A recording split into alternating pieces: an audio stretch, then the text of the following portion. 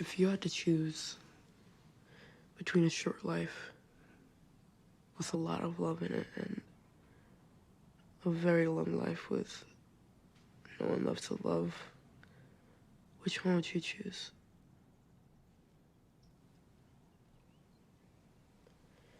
I would take a short life with your mom in it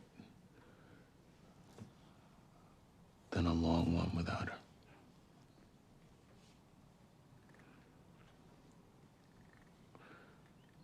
Me too. Hi. Hi, it's David Oyelowo. I just want to make sure of that. I want It to say is a very me. big It is me. I want to say a very big congratulations, David. I want to say very, very big congratulations to you. This is absolutely amazing. Congrats, congrats. And thank you so much for the opportunity to have a wonderful, conversation with us on this project. Thank Congrats. you. I appreciate that. Thank you so much. You're welcome. Now, with all of these incredible projects that you've been, part of, and now your directorial debut feature, The Waterman. I know you've been asked this a lot of times, but I'm going to ask you too as well. How do you feel about it? I actually haven't been asked that often. It's a nice question to be asked because I feel great about it. I feel incredibly proud to have made a film, but also a film I really love, and thankfully a film that is being loved by other people as well. The reason I wanted to make The Waterman is because it's the kind of film I loved growing up. E.T. was a big favorite of mine, and Right. films like E.T., but I never saw people who look like us in those films. And so, to have a black family at the center of that kind of narrative is something I'm very proud to see, is something I'm very proud to share with my own four children as well. So no, I feel very privileged to have been given the opportunity to do it. Amazing, amazing. How did you, find the story? How did you find the script?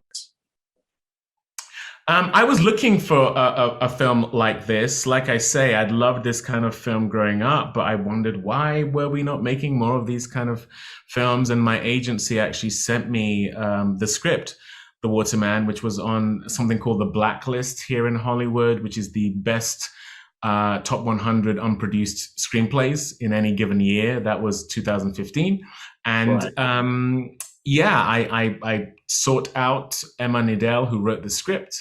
It was a competitive situation.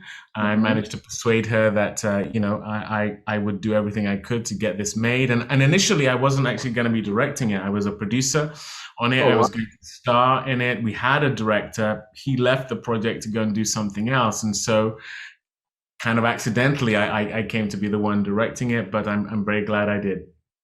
Wow, amazing. The Waterman is it's a beautiful family drama, which was, which had a combination of a lot of elements, especially, with things that are very dear to you. Okay, so Oprah also produced on the project, and of course, your lovely wife, Jessica Oyelowo, and your son, Asher, who was also, part of the project. And, and there's the African representation, Afro beats. And then, of course, the Nigerian artist Rick Hassani had a Mhm. soundtrack towards the end of the movie and all of that. Your British and your American side of things as well. All of these elements in this movie. Yeah. Why? I want you to tell us why was that really important to you? Because I think that the perspective of the person making something has to be reflected in the film. The fact of the Mm, matter is, Steven Spielberg's experience, his culture, who he is what was reflected in E.T. And that's what we should do and must do. And so my Nigerian culture, growing up in the UK, but also now living in America and raising kids who identify as American is all reflected in this film, and especially my experience of being a father. There is a big father right. son element in the film. I have three sons, and so that relationship, which is both beautiful but also can be challenging, is also reflected in the film as well. Right, right. And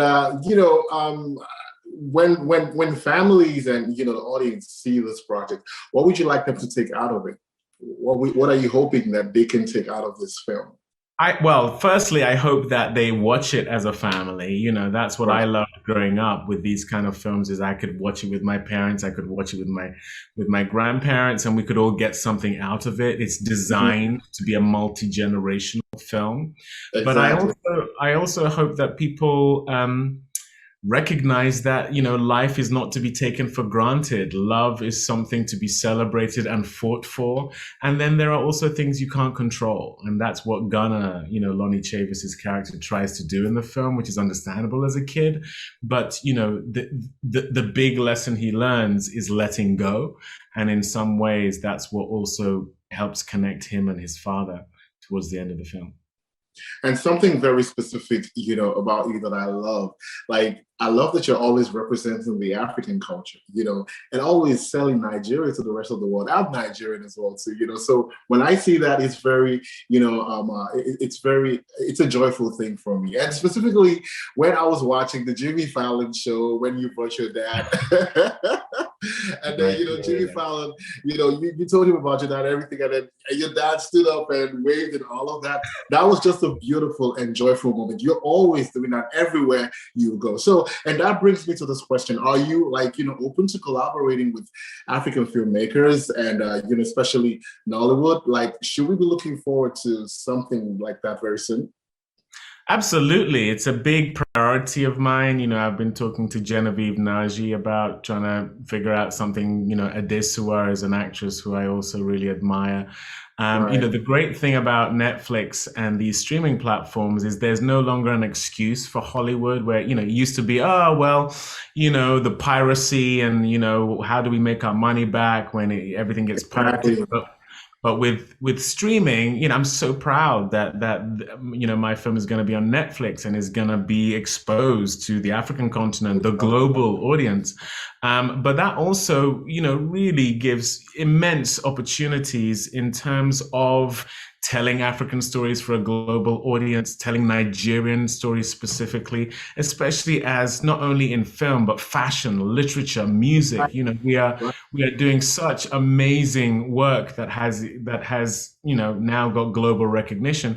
So I predict the next 5 to 10 years are going to be an explosion of that, and the lines between Nollywood and Hollywood are going to get completely blurred. Amazing. Wow. You just keep nailing them. And of course, you're part of the revolution as well. So you're part of, every development and every growth there is, to happen and all of that.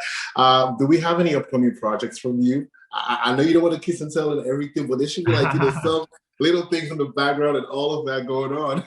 Yeah. No, there are some major projects, Nigerian projects specifically. I can't tell you what they are because they are fairly significant, and we're in the deal making process right now. But needless to say, I think you guys are gonna be made proud, but by what we're about to do. Amazing. Thank you so much, David. Thank you. And I want to say a very big congratulations to you once again. We're going to be pushing this on our platform as well, producing an editorial out of this interview and also the YouTube and all of that. And I cannot wait to talk to my friends and family about that when the film is finally out. And congrats once again, David. And thank you so much for being with us. It was such a pleasure to speak to you. Thank you. Same here. Thank you. Bye-bye. Bye.